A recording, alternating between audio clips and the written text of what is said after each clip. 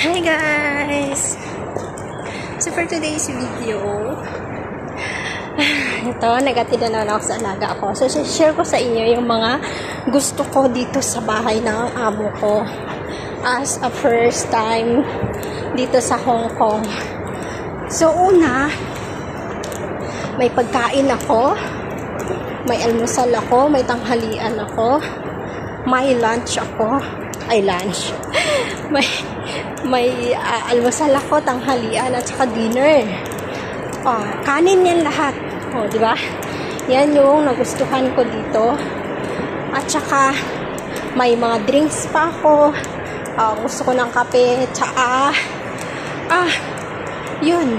Tapos dito, hindi mo kailangan magmadali. Basta matapos mo yung trabaho mo, mamanage mo yung time mo. Ayan, walang problema. At saka, gusto ko dito kasi hindi sila maarte. Oo. Okay lang yung halimbawa, sa pagpaplantsa. Sa pagpaplantsa, okay lang sa kanila. Hindi sila parang may gusot-gusot pa or ano. At saka, hindi mo kailangan tapusin yung pagpaplantsa. Oo. Hindi mo kailangan tapusin yung pagpaplantsa. Pagkatapos, isa pang gusto ko, hindi sila pala utos.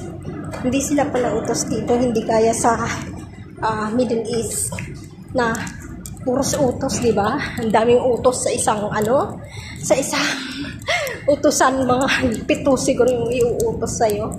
Yan. Dito, hindi.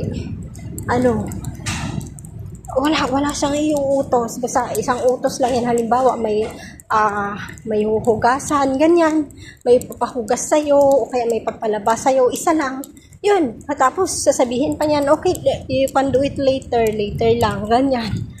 So, hindi sila nagmamadali. At saka, syempre, mas inaalala nila. Gusto ko dito kasi, mas inaalala nila yung sa akin, yung sa sarili ko. Kasi, nung kakain na kami, syempre, ako palang mag-isa. Tinutulungan niya ako. Tumutulong talaga siya, guys. Tumutulong talaga si ma'am. Sobrang bait. Tutulungan ako niyan. Pati yung pagkain ko niyan. Iinitin niya yan. Syempre, nagugulat ako kasi ilalabas ko yung pagkain ko. Tapos magugulat na lang ako. Ininit niya na. Tapos, sinabi niya sa akin kasi kung anong pagkain ko ngayong tanghali. Sabi, anong pagkain mo ngayong tanghali? Sabi niya, may ulam ka pa. Sabi ganun sa akin. Sabi ko, yes ma'am, but it's little. Sabi ko ganun. But I can cook egg. Sabi ko ganun. Magluluto na lang ako ng egg. Sabi ko ganun. Tapos, sabi niya, okay, sabi niya. Pero nung tanghali na, nagchat siya sa akin mga alas 11. Mga alas 11, pahinga muna ako. Mga alas 11 ng umaga. Busy ako sa kakatrabaho, hindi ko siya nabasa. Tapos, sabi niya, Annalyn, I will buy you a chicken. Sabi niya, para daw may ulam ako. Ay, binilhan niya ako. Umuwi siya mga 12:30. Sakto talaga nakakain na ako. Tapos yun, may dala siyang chicken. Diyos ko, isang order na gano'n, 4 na pirasong manok na ang lalaki. Yung sweet and sour, masarap siya. Sweet and sour. Tapos yun, binigay niya sa akin. Kaya hanggang ngayon doon, may ulam pa ako. Tapos, ang dami pa. May gulay pa, may isda. May isda, yung parang, tuna na isda, yun. Diyos ko, dami kong pagkain, hindi ko na nauubos. Hindi pwedeng i-stack mo ng 2 days na matagal. Hindi pwede. Kailangan tapon na yun. 1 day lang, ganyan.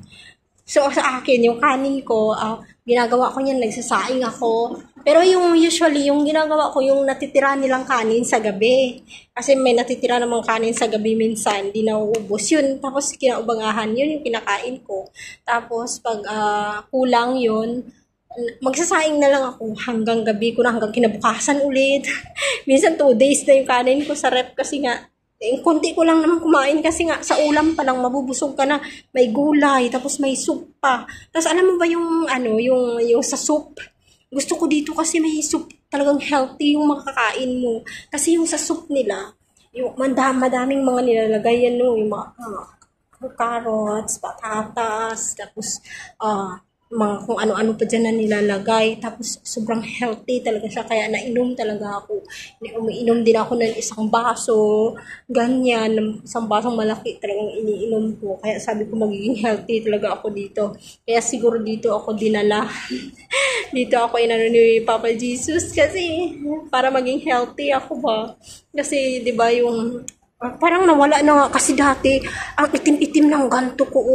Oo, kahit kumpleto naman yung tulog ko, pero ang itim ng ganto ko. Siguro, sabi ko, sinearch ko yung kung bakit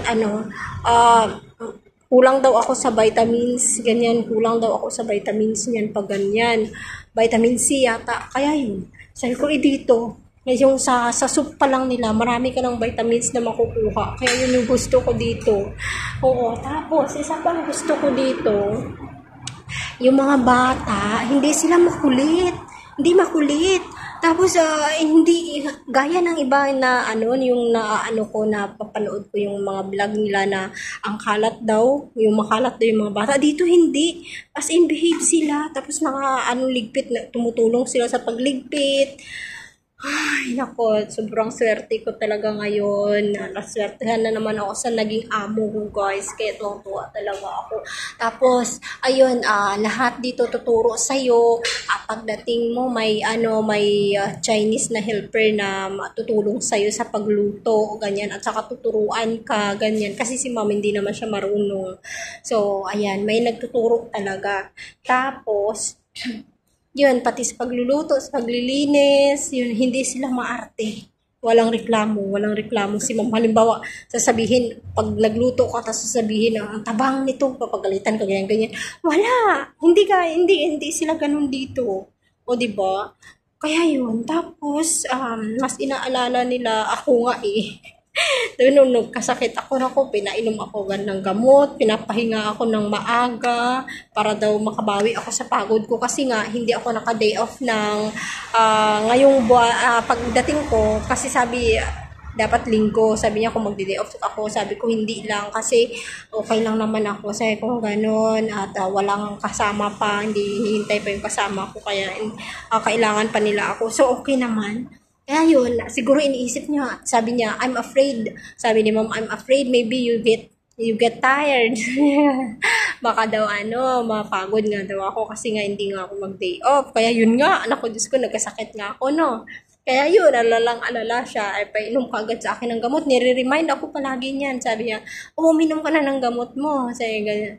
Tapos, yes ma'am, sabi ko ganun, mamaya ulit inom ka ha, every 4 hours. Tapos pag pag gabi na, pag matutulog na ba kami, kasi alam niya, naka-prepare na ako lahat, natapos ko na lahat, next niya, nag-shower na ako. So, sabi, i-remind na naman niya ako kung nakainom na daw ba ako ng gamot. Ayun, sobrang si ma'am. Sobrang siya sa Tapos, minsan makikita mo na lang na yung, na siya, yung iniinit niya na yung pagkain mo. Nilalagay niya na sa lalagyan. Oo, ganun siya. As in. Kaya napakaswerte ko pa rin dito kasi lahat ng prayers ko tinupad talaga, guys. Kaya kung gusto nyong magpunta din dito, dasal talaga. Dasal, promise. Promise talaga, guys. Talagang tutupad rin ni Papa Jesus yung lahat ng prayers nyo. Basta taos sa puso yan. Talagang ibibigay sa inyo. Totoo talaga, as in promise. So, yun lang muna for today's video, guys. At aakyat na ako at kakain. Nagpahinga lang ako dito saglit para makapag-vlog. Kasi pagdating doon, nahihiya naman akong marinig yung kadaldalan ko doon. Kasi daming CCTV, di ba? Yun, syempre maririnig tayo niyan. So, yun. Thank you so much, guys, sa panonood. Sana may natutunan kayo ngayon sa video ko. Maraming salamat. At huwag kalimutang i-subscribe ako dyan para updated kayo every time na may i-upload akong video about sa aking experience dito sa bansang Hong Kong. Ayan, thank you so much, guys. Bye-bye!